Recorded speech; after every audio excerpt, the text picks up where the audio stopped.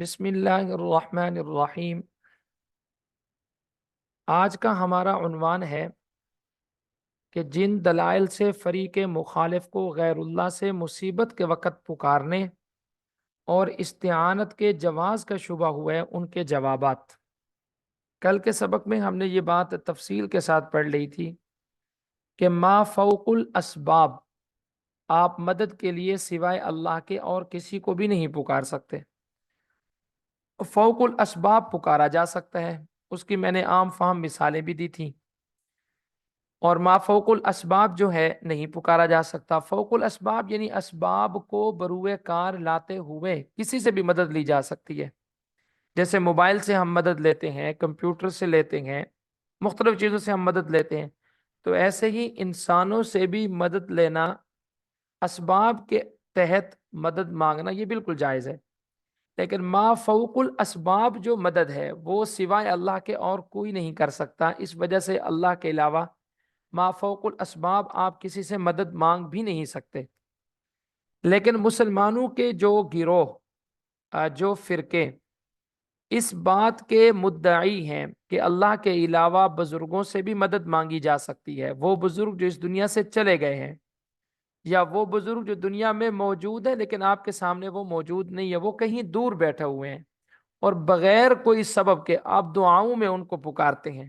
مثلا جیسے ہم اللہ سے دعا کرتے ہیں کہ یا اللہ میں مشکل میں ہوں، آپ میری مدد فرما دیجئے، تو آپ ایسے ہی دعاؤں کے اندر اگر ان بزرگوں کو پکارتے ہیں تو ہمارے نزدیک یہ پکارنا شرک کہلائے گا، اور یہ درست نہیں ہے، کیونکہ یہ قرآن مجید کی صریح آیات کے خلاف ہے۔ جبکہ فریق مخالف جو دوسرے گروہ ہیں، ان میں سے بعض گروہوں کا یہ دعویٰ ہے کہ اللہ کے علاوہ دوسروں کو بھی پکارا جا سکتا ہے ما فوق الاسباب۔ اب اس مقام پر زیادہ تفصیل تو نہیں کی جائے گی، لیکن اس کی کوشش پوری ہوگی کہ وضاحت کچھ ہو جائے۔ آپ یہاں پر بنیادی طور پر یہ یاد رکھ لیں کہ کسی بھی عقیدے کو ثابت کرنے کے لیے، یہ عقیدے کی بات ہے کہ ما فوق الاسباب آپ کسی کو پکار سکتے ہیں یا نہیں پکار سکتے، یہ ایک عقیدہ ہے، ایک نظریہ ہے۔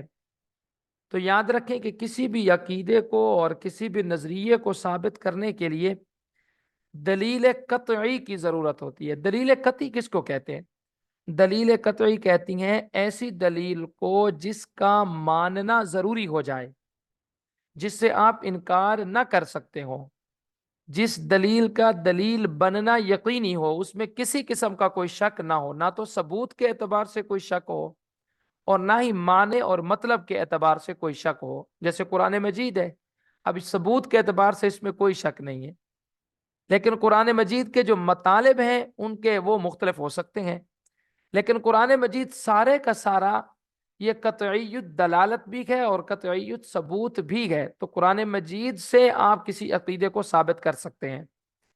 لیکن قرآن مجید کے علاوہ جو دوسری احادیث ہیں یا بزرگوں کے اقوال ہیں، ان میں آپ متواتر حدیث سے تو ثابت کر سکتے ہیں کسی عقیدے کو، لیکن خبر واحد سے، خبر ضعیف سے، کمزور حدیث سے آپ کسی بھی عقیدے کو ثابت نہیں کر سکتے۔ اب جو فریق مخالف ہے، جو اس بات کے دعوے دار ہیں کہ اللہ کے علاوہ دوسروں کو بھی مدد کے طور پر ما فوق الاسباب پکارا جا سکتا ہے، ان کی پہلی دلیل، ان کی پہلی دلیل ہے حضرت عبداللہ بن عمر رضی اللہ تعالیٰ عنہ کا ایک قول۔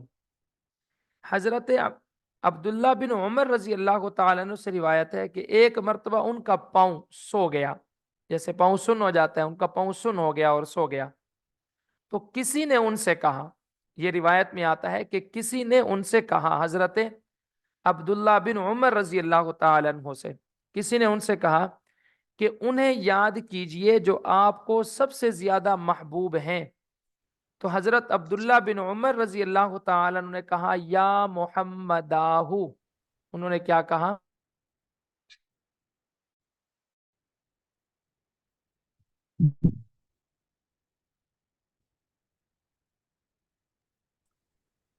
اچھا جی، جب انہوں نے جناب نبی کریم صلی اللہ علیہ وآلہ وسلم کو پکارا تو ان کا یہ پاؤں درست ہو گیا۔ جی عمیر بھائی، آپ تھوڑا سا بات کو سمجھ لیں تاکہ آپ کے لیے اگلی بات سمجھنا آسان ہو. ہم بات کر رہے ہیں یہ آخری نمبر والا جو ہمارا عنوان ہے، وہ دلائل کے جن سے فریق مخالف استدلال کرتا ہے کہ مصیبت کے وقت غیر اللہ کو ما فوق الاسباب پکارا جا سکتا ہے. ان کی جو جی جی پہلی بتا دلیل، دیں بتا دیں. ہاں یہ ہماری بات چل رہی تھی عمیر بھائی، کہ جو فریق مخالف ہے، جو ہمارے مسلمانوں میں مختلف گروہ ہیں، تو کچھ گروہوں کا یہ دعویٰ ہے کہ ما فوق الاسباب، اللہ کے علاوہ دوسروں کو بھی بطور مدد کے پکارا جا سکتا ہے. صاف ظاہر ہے وہ یہ بات کرتے ہیں، ان کے پاس کوئی دلیل تو ہوگی. تو ان کی کچھ دلیلیں میں آپ کے سامنے ذکر کرتا ہوں. ان کی ایک دلیل ہے حضرت عبداللہ بن عمر رضی اللہ تعالیٰ عنہ کا پاؤں ایک مرتبہ سن ہو گیا. جیسے بندہ بیٹھا بیٹھا رہتا ہے تو اس کا پاؤں سن ہو جاتا ہے، تو ان کا پاؤں سن ہو گیا. تو کسی نے ان سے کہا کہ آپ انہیں یاد کیجئے جو آپ کو سب سے زیادہ محبوب ہیں. تو حضرت عبداللہ بن عمر رضی اللہ تعالیٰ عنہ نے کہا یا محمداہ. اچھا، یہ کتاب کا نام ہے کتاب الاذکار، اور اس کا صفحہ نمبر 142 ہے، اور اسی طرح اس کا صفحہ نمبر 135 ہے. کتاب الاذکار کا صفحہ نمبر 142 ہے. اور اسی طرح کتاب کا نام ہے شرح شفا، ملا علی قاری رحمت اللہ علیہ کی کتاب ہے شرح شفا. اس کی جلد نمبر 2 ہے اور صفحہ نمبر 41 ہے. اور اسی طرح ایک کتاب ہے شرح شفا للخفاجی، امام خفاجی رحمت اللہ علیہ کی، اس کا یہ صفحہ نمبر 397 ہے، جس میں یہ قول مذکور ہے حضرت عبداللہ بن عمر رضی اللہ تعالیٰ عنہ کا. اب اس سے استدلال کیا جاتا ہے کہ دیکھیں یہاں پر ان کا پاؤں سن ہو گیا، ایک مصیبت ان پر آئی، تو انہوں نے آپ صلی اللہ علیہ وسلم کو یاد کیا، اور یہ ما فوق الاسباب یاد کرنا تھا، تو ان کا وہ پاؤں درست ہو گیا. اب اس کا جواب، اس کا ایک جواب تو یہ ہے کہ یہ حدیث موقوف ہے، مرفوع نہیں ہے، اور پھر ہے بھی ضعیف. یہ حدیث ہے بھی موقوف، مرفوع نہیں ہے. موقوف حدیث کہتے ہیں اس حدیث کو کہ جو صحابی تک رک جائے، آگے جناب نبی کریم صلی اللہ علیہ وآلہ وسلم تک اس کی سند نہ پہنچے، سند میں انقطاع آ جائے. اور پھر یہ حدیث ہے بھی ضعیف، اس کی کوئی سند بھی جرا سے خالی نہیں ہے. مختلف اس کی سند ہے حدیث کی، لیکن اس کی کوئی سند بھی جرا سے خالی نہیں ہے. چنانچہ اس کی ایک سند میں ابو شعبہ نامی راوی ہے.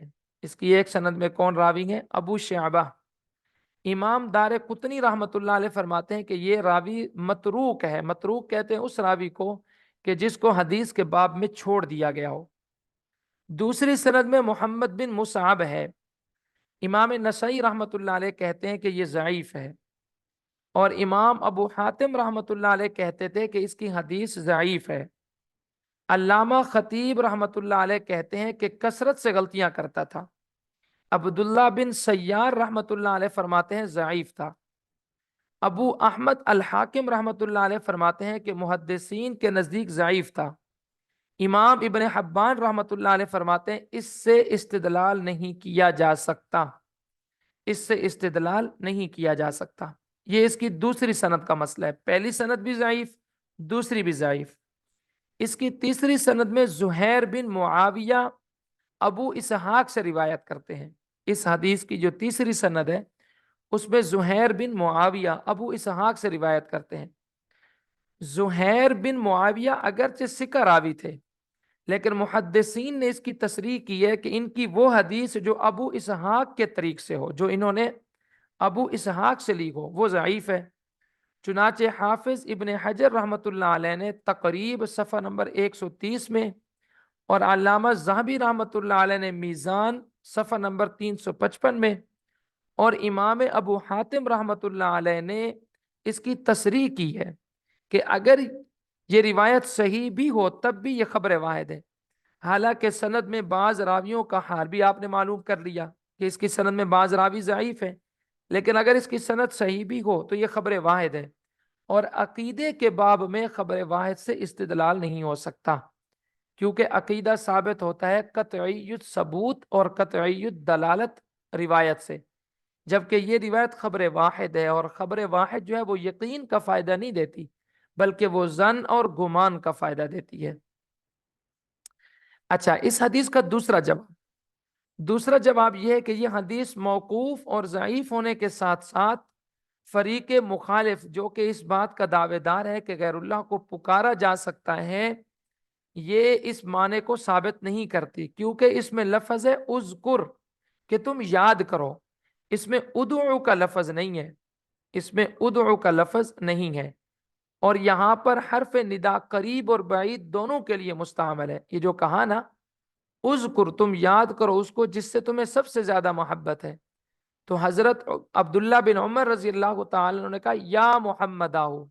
اب اس کا یہ مطلب نہیں ہے کہ وہ جناب نبی کریم صلی اللہ علیہ وسلم کو حاضر ناظر سمجھتے تھے، یا آپ صلی اللہ علیہ وآلہ وسلم کو اپنی مصیبت میں مشکل کشا سمجھتے تھے، بلکہ یا کا جو حرف ہے وہ عربی زبان میں عربی گرامر کے اعتبار سے قریب کے لیے بھی آتا ہے اور دور کے لیے بھی آتا ہے۔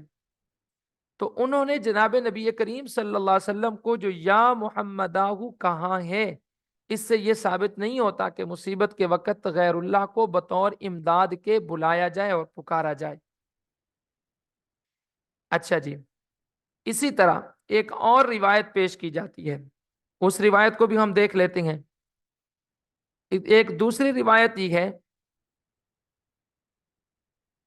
حضرت عبداللہ بن مسعود رضی اللہ تعالیٰ عنہ سے ایک حدیث آتی ہے جس کا مضمون یہ ہے کہ حضرت صلی اللہ علیہ وسلم نے فرمایا، جب تم میں سے کوئی شخص جنگل میں سفر کر رہا ہو اور تمہاری سواری کا جانور ہاتھ سے نکل جائے تو اس کو یہ کہنا چاہیے، یا عباد اللہ اعینونی، اور ایک روایت میں ہے یا عباد اللہ احبسو فَإِنَّ لِلَّهِ فِي الْأَرْضِ حَاضِرًا يَسْتَحْبِسُهُ۔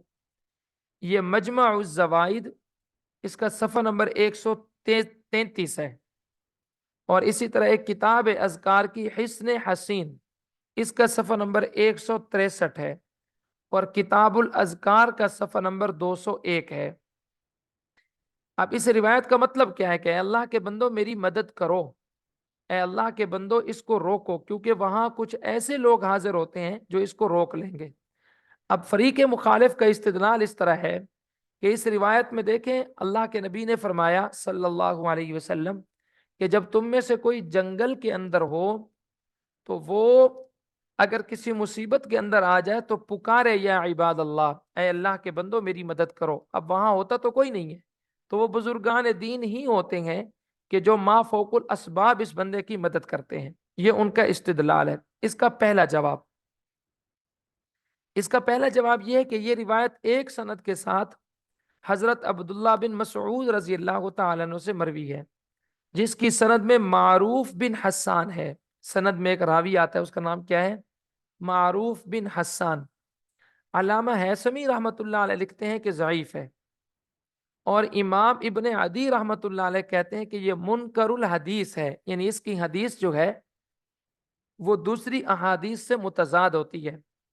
اور اسی طرح امام ابو حاتم رحمۃ اللہ علیہ کہتے ہیں کہ یہ جو راوی ہے معروف بن حسان، یہ مجہول راوی ہے، یعنی اس کی زیادہ اس کے بارے میں علم نہیں ہے۔ مجہول راوی کہتے ہیں اس راوی کو کہ جس کے بارے میں معلومات محدثین کو نہیں ہوتی۔ یہ اس کی پہلی سند کا خلاصہ ہے۔ دوسری سند حضرت عتبہ بن غزوان رحمۃ اللہ علیہ پہنچتی ہے۔ دوسری سند کس صحابی تک پہنچتی ہے؟ حضرت عتبہ بن غزوان رضی اللہ تعالیٰ عنہ تک، اور وہ حضرت صلی اللہ علیہ وسلم سے روایت کرتے ہیں۔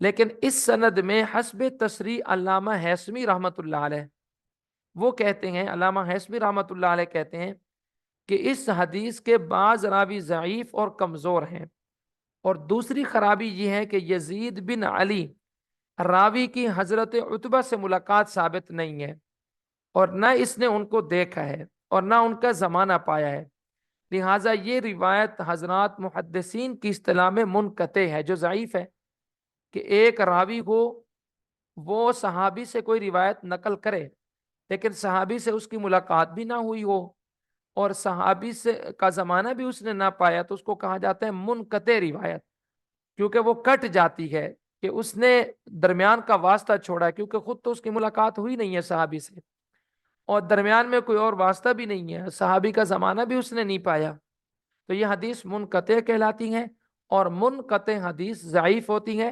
حدیث ضعیف سے استدلال نہیں کیا جا سکتا۔ دوسرا جواب، اگر ضعیف ہونے کے ساتھ اس حدیث کے الفاظ پر نگاہ ڈال لی جائے تو معاملہ بالکل صاف ہو جاتا ہے، کیونکہ اس حدیث میں یہ لفظ بھی ہے کہ وہاں کچھ خدا تعالیٰ کے بندے حاضر ہوتے ہیں۔ وہ کون ہیں؟ حضرت عبداللہ بن عباس رضی اللہ تعالیٰ عنہ نے اس کی وضاحت کی ہے۔ حضرت عبداللہ بن عباس رضی اللہ تعالیٰ عنہ فرماتے ہیں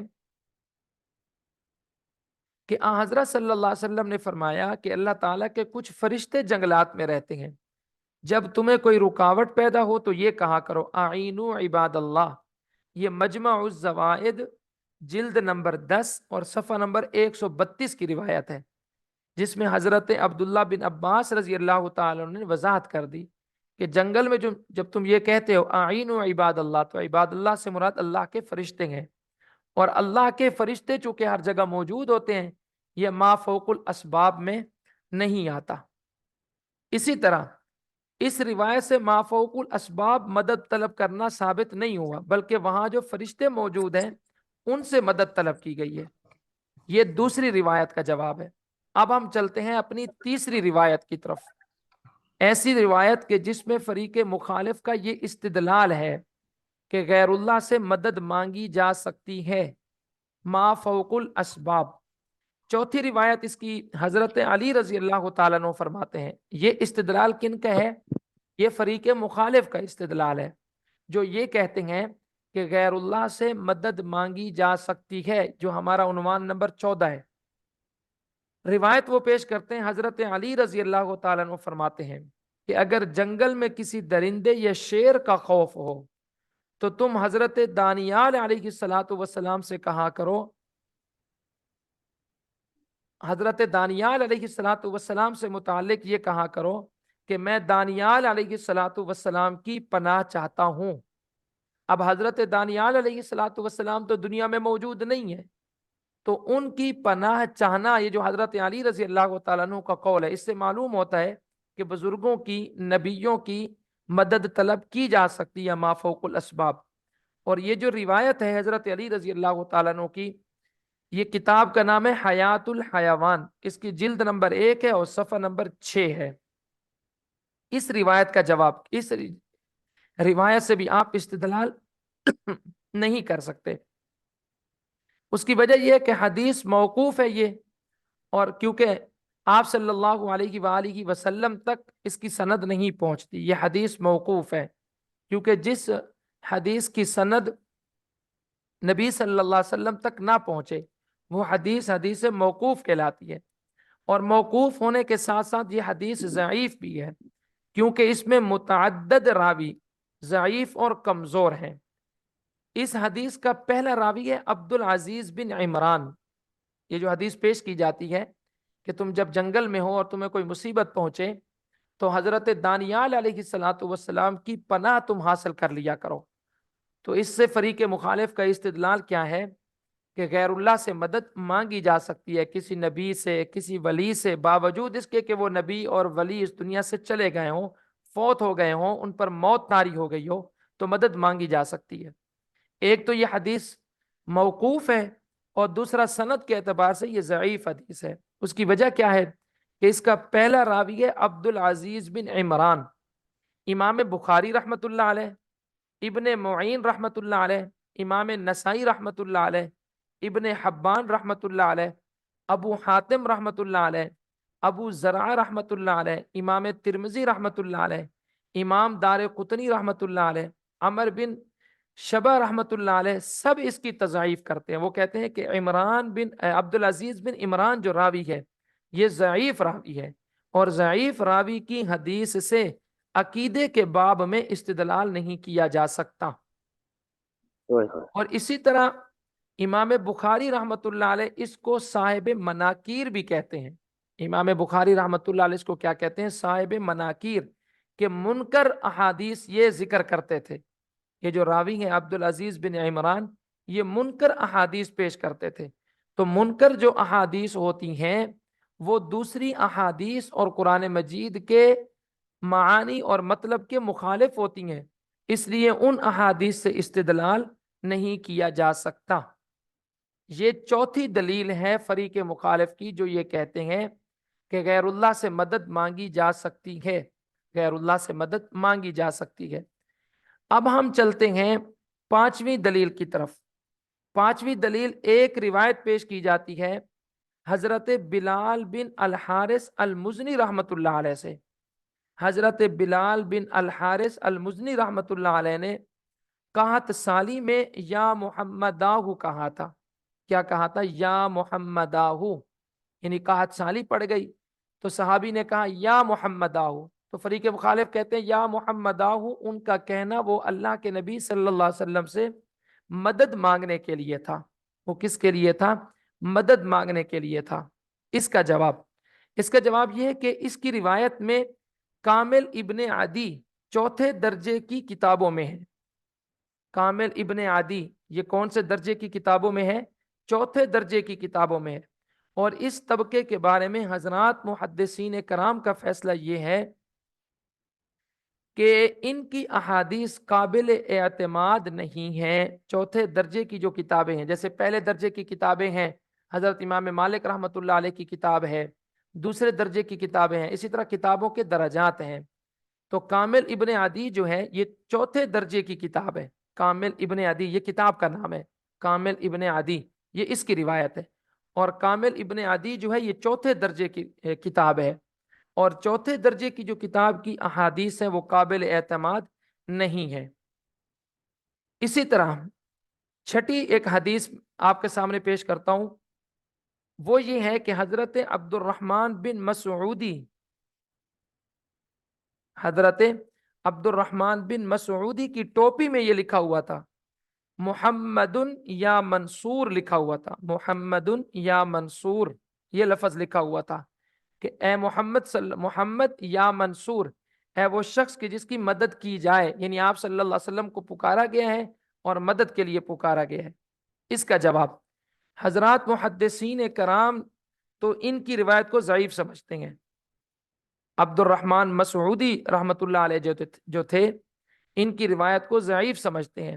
ان کا فعل بھی، جب ان کی روایت ہی ضعیف ہے تو ان کا ایک فعل ہے کہ انہوں نے اپنے ٹوپی میں یہ لکھ رکھا تھا محمد یا منصور، تو ان کا یہ فعل جو ہے قابل حجت نہیں ہو سکتا۔ علامہ ذیلی حنفی رحمت اللہ علیہ لکھتے ہیں کہ ضعیف راوی ہے، اور یہ اتنے مجذوب اور بے خبر ہو گئے تھے کہ چیونٹیاں ان کے کان میں داخل ہو جاتی تھیں۔ تو ایسا شخص جو مجذوب ہو جائے حدیث کے باب میں ان کی روایات کو قبول نہیں کیا جاتا۔ ایسا شخص جو مجذوب ہو جائے حدیث کے باب میں ان کی روایات کو، ان کے افعال کو قبول نہیں کیا جاتا۔ اسی طرح نمبر 7، ایک حدیث پیش کرتے ہیں۔ 7ویں حدیث یہ پیش کی جاتی ہے کہ جب حضرت صلی اللہ علیہ وسلم معراج پر تشریف لے گئے تو حضرت موسیٰ علیہ الصلوۃ والسلام کے مشورے پر اللہ تعالیٰ سے بار بار اپیل کرنے سے 50 نمازوں کی بجائے صرف 5 نمازیں رہ گئی۔ اس سے معلوم ہوا کہ مردے زندوں کے کام آ سکتے ہیں، کیونکہ حضرت موسیٰ علیہ الصلوۃ والسلام تو دنیا سے چلے گئے ہیں، تو جب دنیا سے وہ چلے گئے تو وہ مردوں کی فہرست میں آ گئے، تو انہوں نے حضور صلی اللہ علیہ وسلم کی مدد کی ہے، لہٰذا اگر مصیبت کے وقت ان کو پکارا جائے تو اس میں کیا حرج ہے؟ اس کا جواب یہ ہے کہ سند کے لحاظ سے اگرچہ یہ حدیث صحیح ہے جو پیش کی جاتی ہے کہ حضرت موسیٰ علیہ الصلوۃ والسلام سے جناب نبی کریم صلی اللہ علیہ وسلم کی ملاقات ہوئی، اور حضرت موسیٰ علیہ الصلوۃ والسلام کے کہنے پر آپ صلی اللہ علیہ وسلم بار بار اللہ کے ساتھ پاس جاتے رہے، اور اللہ رب العزت نے نمازوں میں کمی کر دی۔ یہ سند کے اعتبار سے بالکل ٹھیک ہے، لیکن اس سے غائبانہ امداد طلب کرنے کا جواز ثابت کرنا بالکل باطل اور حدیث کی تحریف ہے، کیونکہ نہ تو حضرت صلی اللہ علیہ وسلم نے حضرت موسیٰ علیہ الصلوۃ والسلام کو غائبانہ پکارا اور نہ ہی ان سے مدد طلب کی، بلکہ جب حضرت موسیٰ علیہ الصلوۃ والسلام کے پاس سے گزرے تو حضرت موسیٰ علیہ الصلوۃ والسلام نے کہا کہ میں بنی اسرائیل کا تجربہ کر چکا ہوں، آپ کی امت 50 نمازیں نہیں پڑھ سکتی، آپ اپنے رب کے ہاں تخفیف کا مطالبہ کریں۔ تو جناب نبی کریم صلی اللہ علیہ وسلم نے حضرت موسیٰ علیہ الصلوۃ والسلام کے مشورے پر عمل کیا اور خود جناب باری تعالی سے تخفیف کا مطالبہ کیا۔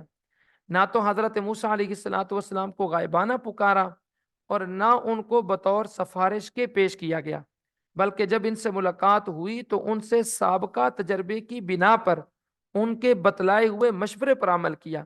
آج بھی اگر کسی شخص کی خواب یا بیداری میں کسی مردے سے ملاقات ہو جائے اور وہ کسی دینی یا دنیاوی امر میں مشورہ دے تو وہ قبول کیا جا سکتا ہے۔ ہم اس کو شرک نہیں کہتے۔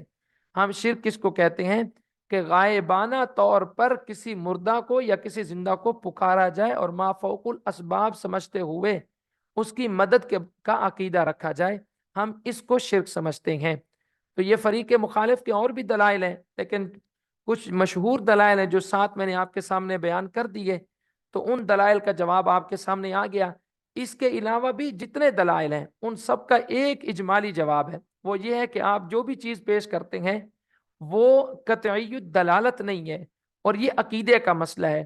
عقیدے کے باب میں قطعی دلالت چیز پیش کی جاتی ہے، قطعی ثبوت چیز پیش کی جاتی ہے، ضعیف احادیث سے یا خبر واحد سے عقیدے کا جو باب ہے وہ ثابت نہیں ہوتا۔ آج کے سبق کو ہم یہاں تک کر لیتے ہیں انشاءاللہ۔